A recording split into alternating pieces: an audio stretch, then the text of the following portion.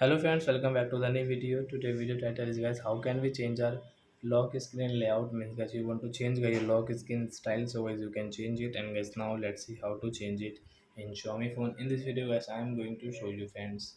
So before starting video friends, I want to tell you guys, if you're new in my channel, so guys first of all go and subscribe my channel, click the bell icon and like my video. So friends, now let's start the video friends. First of all guys, open your phone setting to change it.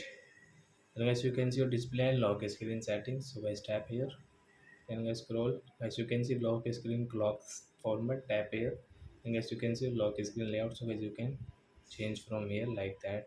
This one like that. So which you like most. So I will tap here.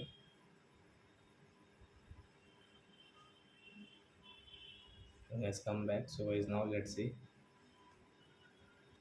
So I will off our screen to check it. Then guys you can see. So a new lock style in your Xiaomi phone. So I hope friends have understood. So that's it guys. Thanks for watching. So guys now we will return guys next video guys with the topic. Before going guys, please go and like my video, subscribe my channel. Bye bye friends.